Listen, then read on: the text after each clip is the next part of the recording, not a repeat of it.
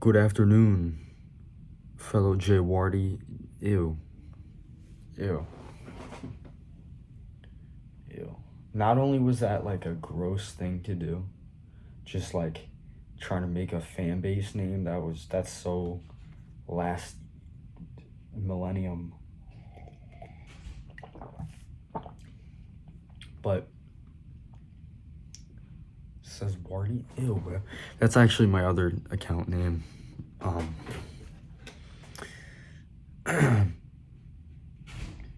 You guys are gonna no, bro. I'm not. That's so fucking weird doing that shit. I'm like naming an audience. I always thought that was corny. Always. I guess I was just doing it because I thought it was ironic. But anyways, I had just had something pop in my mind, like a memory that I had. Something from like a really long time ago. Suppressed memories from my childhood.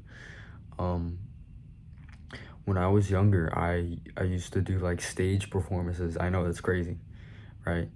And it's crazy how things change because I went into that with no fear, really.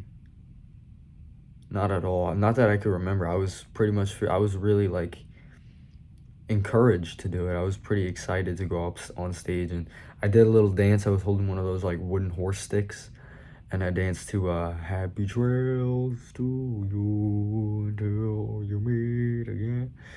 Until we meet. And I think I sung it too. I think I had a microphone. I was singing. I don't know if I was lip syncing or whatever. I don't have that much detail of it, but I remember, I think every single time I go up on stage, the first thing I try to do is to find somebody I know in the crowd, and I just focus on them.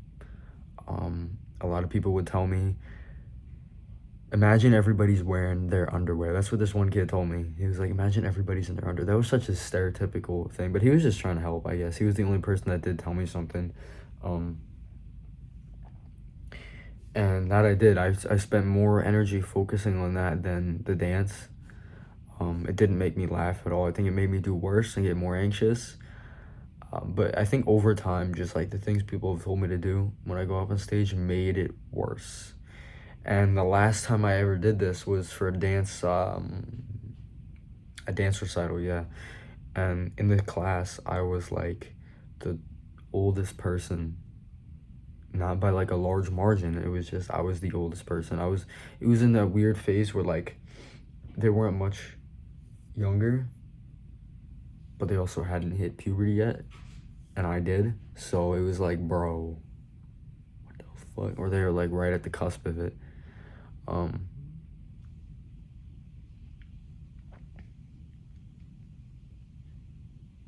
Yeah, puberty was a very important thing in my life, even though when it happened, I didn't really notice it. I was just thinking of something earlier I got reminded of. So when you are like growing up, I think I've myth busted a logical fallacy that a lot of people my age have, and that it's that the kids who, or like the generation right before us, right after us, I meant, when you, let me set this up first. So my sister and I basically noticed that like everyone are like around my age or in my friend group would always point out that the generation right after us didn't grow at all since X time. And they would always say like, oh, the neighbor across the road is still midget, still mini. My friend's cousins are still midget. And it's like it's like a common trend. And one time I was at my friend's house and his cousins were there, and my sister brought up again. She was like, they haven't grown at all since way back when, bro. And we don't see them that often. So I thought to myself, like, there's no way all these kids just aren't growing. That doesn't make any sense. That's like actually so dumb, bro. All these kids just haven't grown. Are we for real? That's what we're going with? So maybe in that moment, I thought of this on the fly. I was like, imagine you go to a house. Imagine you live at a house when, at, let's say, beginning stages of your life. You kind of grow up there a little bit. You don't grow, but you're, right, still a youngin'. And then let's say you leave that house and you move somewhere else. Object permanence exists, so you keep a mental image of what this place was. And usually when you're younger, things seem bigger. Everything seems like a grand, colossal thing. And you keep that mental image with you. It doesn't quite change as you grow up, that mental image. It just stays how it is. It's stagnant. It stops evolving there. And because it has no reason to. And then let's say now you grow up, you hit puberty, now you're 6, 7, you're going to play basketball, right? Let's say you go back to that house with this original memory of the house, of it being this big grand place. And I mean, when you're younger, it doesn't even seem like that. It just seems like it's just, normal. But you still have this mental image of it, and things do seem pretty big when you're young because you are literally a smaller person. You are a smaller thing. You take up less space.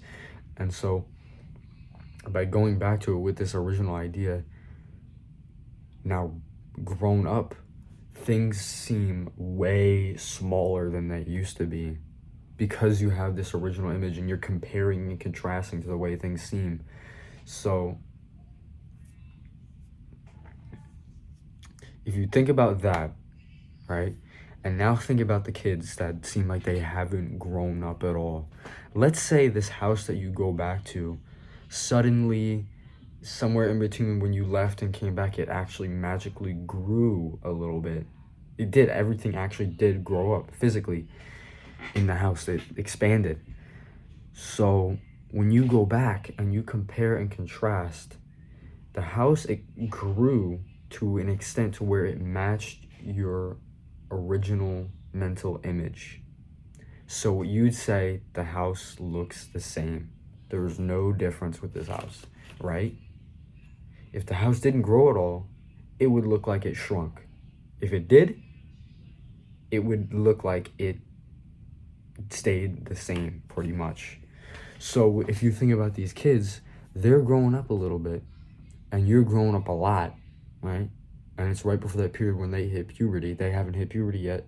You're gonna feel like they haven't grown at all if you're not seeing them a lot. I think it still kind of takes effect if you're like kind of seeing them every so often, but regardless, no, even then, because if you're thinking back on like if you're comparing back to a time, it's gonna seem like they haven't grown at all because that's just how your perception of the size of things works. And that's crazy. I thought all that while we were at that house, and I was explaining it to my friend, and he was like, yeah, I don't get this, so I'm just gonna rage bait him. And he was like saying dumb shit, and I was like, alright, bro. And he's like, yeah, I was just rage baiting. But why can't you? Okay, weird time to rage bait, bro. I think it was because you just didn't get what I was saying to you. Not like I was like, I thought it'd be really obvious. I think this is my problem, is that I think a lot of the things I think are obvious to people, or I think the things that I think are not obvious to people, and I always get it really mixed up. That's a big problem in my life right now. And so what happened because of that was like, my sister brought it up, and I was like, well, you gotta think we grew up too. And then her boyfriend was like, what? What do you mean by that? And if I really think about it without the context of what I thought, it doesn't, I guess it kind of does seem like I'm making myself seem dumber by trying to simplify what I'm saying. People will get a whole different thing from it.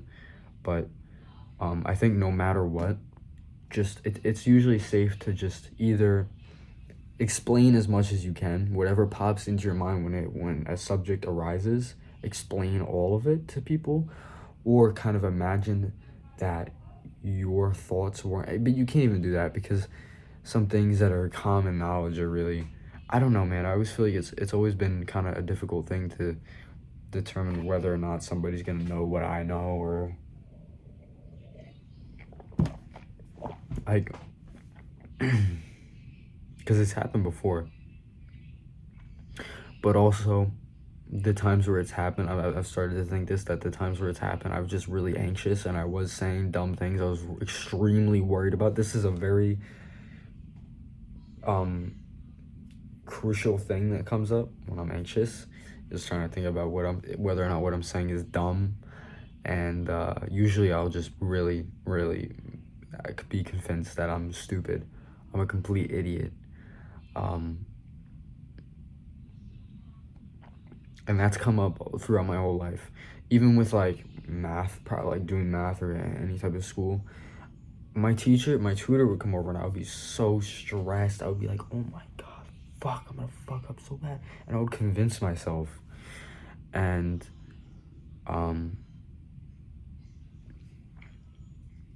he would ask like a simple question. I would be so focused on what I'm thinking without noticing it that I didn't focus on what he said and give space to what he said for my mind to just process it. And it would be like a simple question: what's 7 times 9?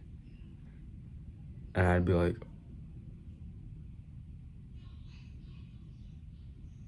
it's and then I would pretend to do the calculation. And he'd be like, come on, you sold yourself short. He was not Indian.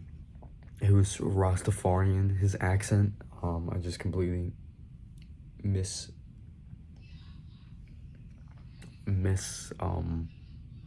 cultural culpably Paradian complete. Oh, sorry guys.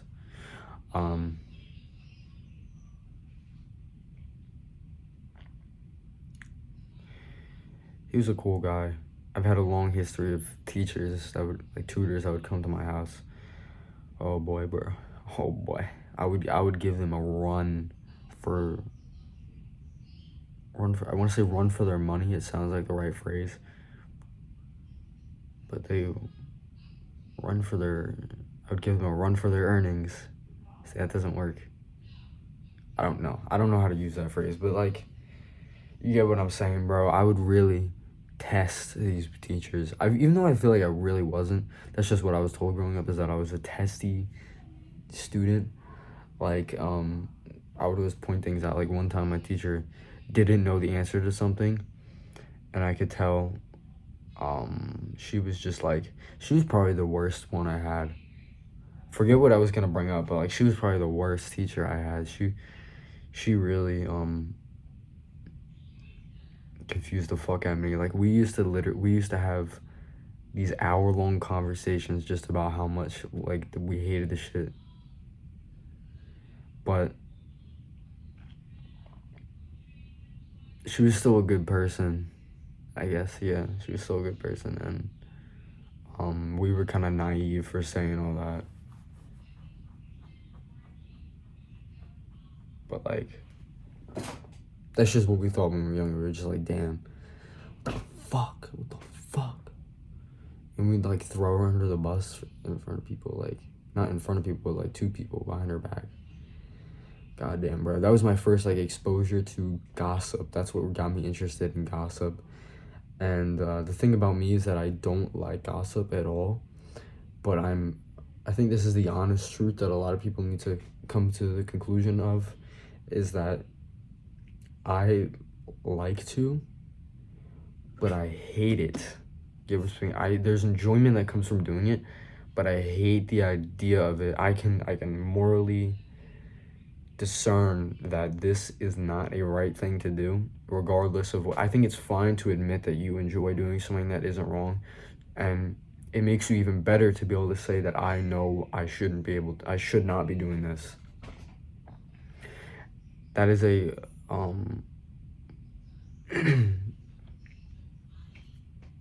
I'm usually thinking about that stuff.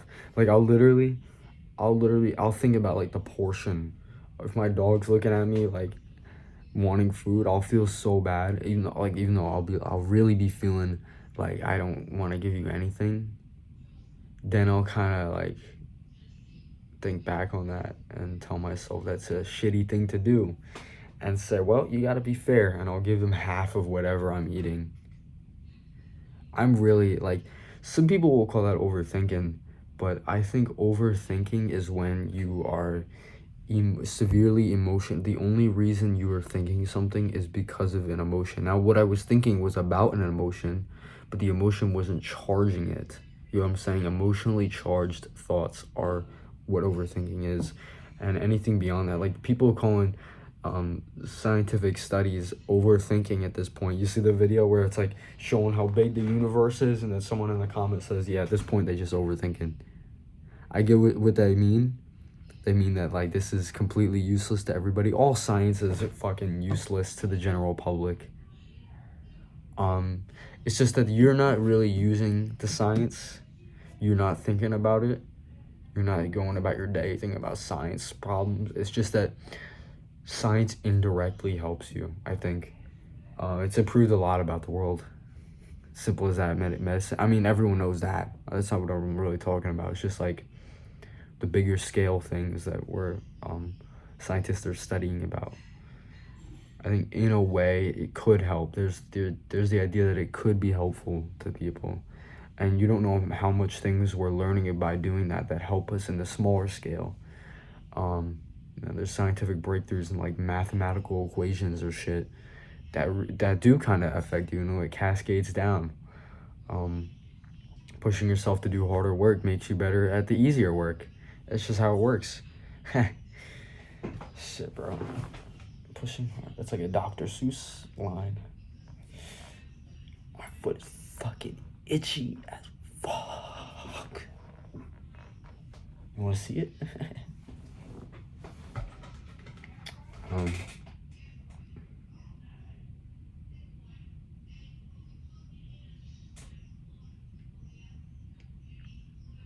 It's like lifting a weight. I wasn't like thinking about it, coming up with this the whole time. I was just, my mind drifted, and then I had to pull myself back in. I was thinking about my foot. But it's like lifting a weight that's really light, and then going and lifting a fucking like crazy heavy one, and then going back to the light one, and it's like paper now. It's like double, it's like half its weight of what it was. You ever realize that?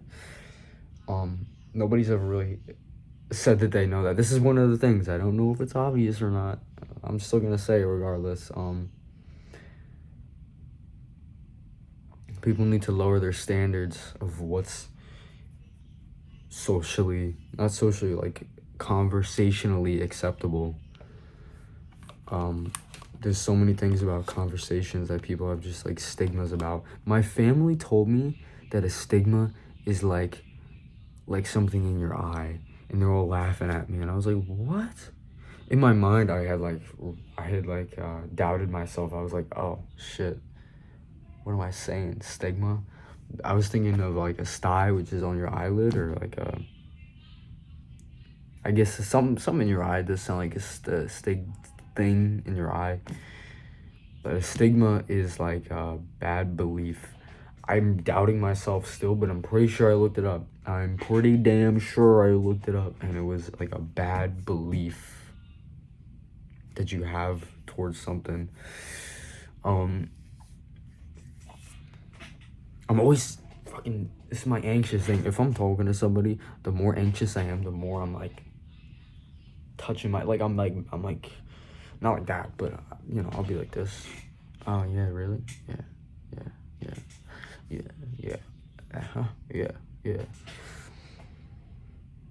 I need to get over that shit. I think the only way, if you're ever worried about something, that like the only way to push through it is to really make yourself suffer and push through it. Like the only way to make it better is to face first. You are gonna be so if you're thinking right now that shit is just something like, yeah, I can do it later, man. I can do it later. It's just another time, bro. I'm not strong enough to deal with it now. You're gonna be so thankful of yourself if you just push through it right now.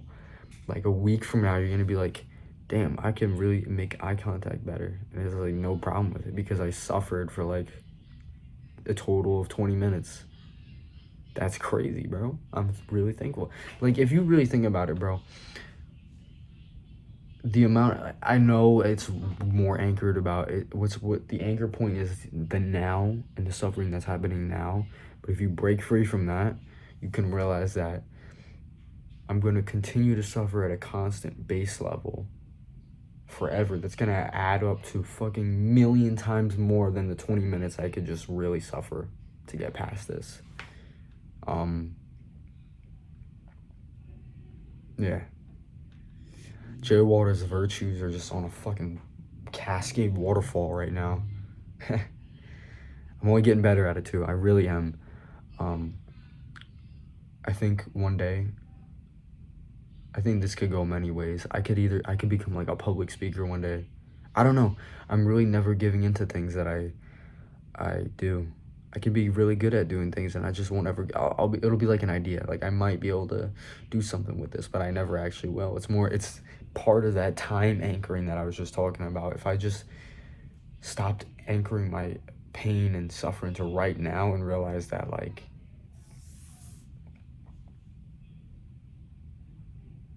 I don't know what point I was making, but like, it's really hard to just settle down for one thing. It's really hard. I think that's a commonality in a lot of creative people. I don't know how creative I would call myself, but I definitely do have the problem with having a bunch of different things that I want to do and not knowing which one, or wanting to do all at the same exact time and being scared to commit to all of them. So what happens is I just waste a bunch of my time learning a bunch of different things, and I never do anything with any of them, and I have all these assets now, and all I'm doing is creating these assets and never doing anything with them.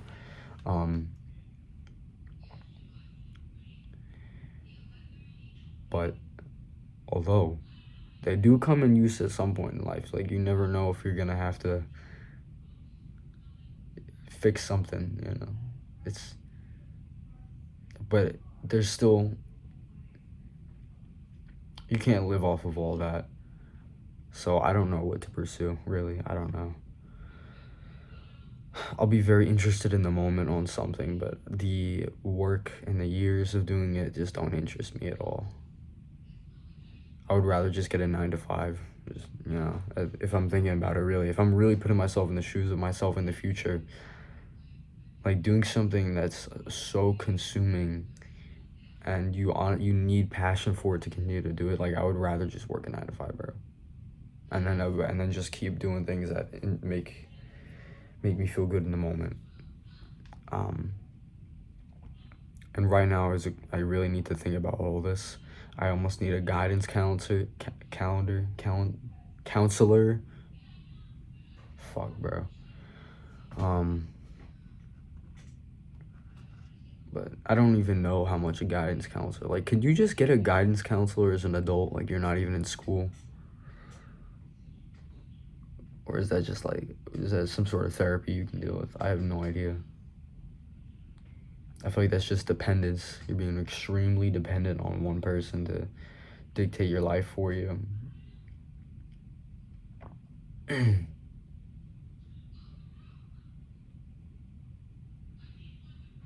Which,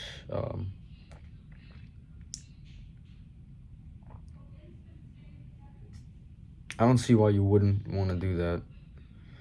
If you have no problem with being if you really want to be an independent person, then sure, but like, other than that, what's the problem with, what would really be the issue with living with a guidance counselor?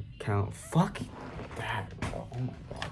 I used to not be able to say my sister's name. She has a kind of complicated name, but I would say pajama. And I'd be like, what the fuck? How the fuck did you say her name? Pajama? Giovanna? Giovanna was her name. And I would say like, pajama, jabamla, gambla. How the fuck do you say it? I don't know what that is. It's probably an ADHD thing. Maybe it's brain damage. I have no idea.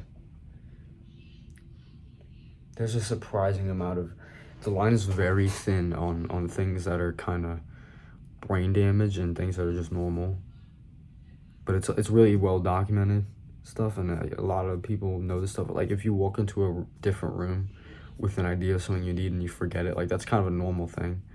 But if you're like forgetting I don't even like to talk about this stuff. I don't, not at all.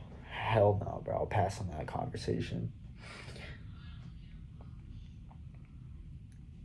Oh my god, bro. Yeah, if that conversation were to come up, I would swiftly exit the room. That and like talking about space or death or anything with like a brain or any of that shit, I up and leave the room. I up and leave the room because I don't know how people. I do, but for me, bro, if I'm sitting with that shit, my palms are gonna be dripping in sweat. I'll be like wiping that shit off my shirt. You'll see a big fucking stain on that shit.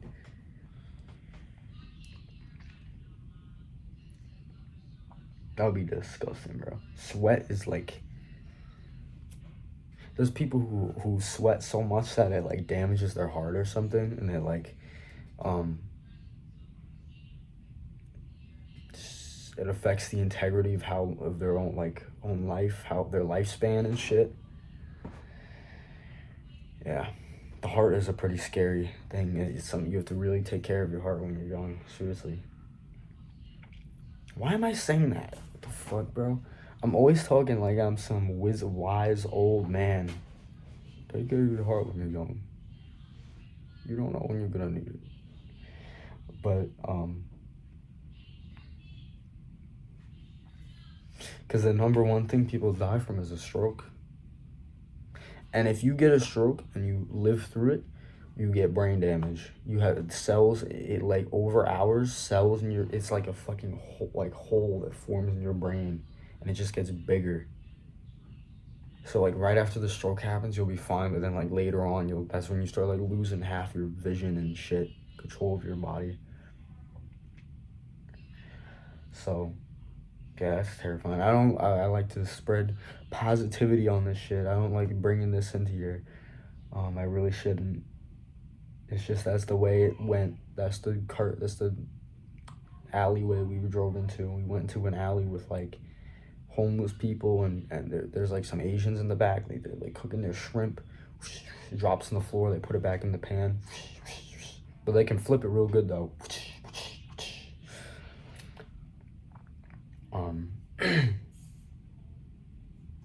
Was that racist? No, because I've seen a lot of Chinese food restaurants where it's the same thing. Outside the back door, there is a bucket full of chicken. Raw chicken just sitting there's like flies around it. And like, you know where the trash is? About 5 feet next to it. So you might think maybe they're just throwing that shit out. No. No, they're not. They're not throwing that shit out. I might be actually falsely remembering this. I think they keep it inside next to the door. I don't know. I'm not trying to throw shade on it, but that's why I'm worrying about that. But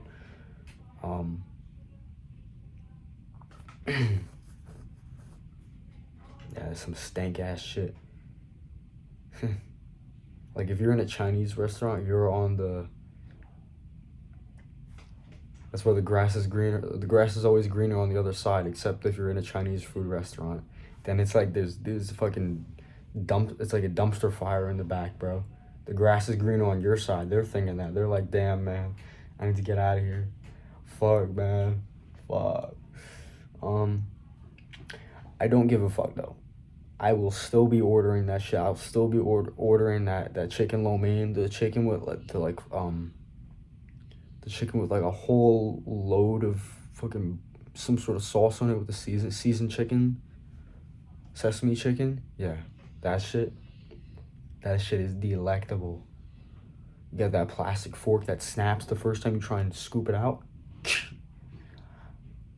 Oh, my food's gone. Fuck. No, I think that only happens with ice cream. It do only happen with ice cream. Only if you're an impatient person with ice cream, though. Bro, I'm so impatient with that shit. I'll break a metal spoon trying to bend it. That's not an impressive thing either. Metal spoons are pretty easy to bend, but it's just like, I'm so impatient, I'm just fucking like, and then I'll just bend it back later. Just fix it, I don't know.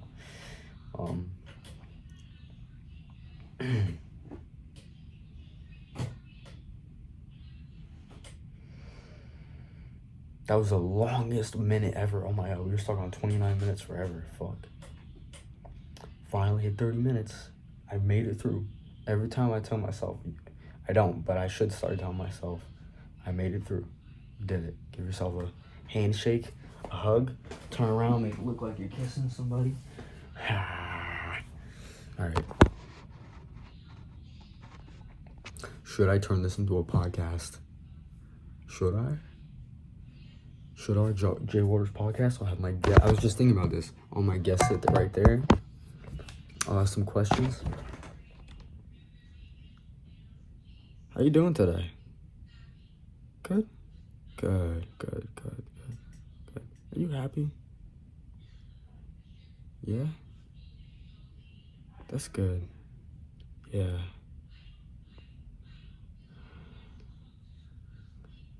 If I were to shut the lights right now,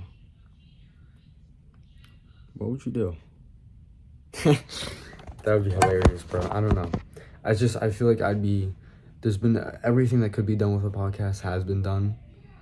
You have, a million, I don't want to be like podcaster number 300,000 that's trying to be like making the worst podcast in the world. That's so overdone. I mean, there's only like a couple people who have actually done it right, make the worst podcast the best way. And that's Eric Andre and probably Matan. This is the second time I brought it's all I've been watching, bro. I'm not gonna lie. I'm gonna start reciting things that I do sometimes. Only like once have I actually. He'll be like, no. When someone pointed out something very obvious that he did wrong, he'd be like, no. What are you talking about? Okay. This is long overdue. I gotta clock out.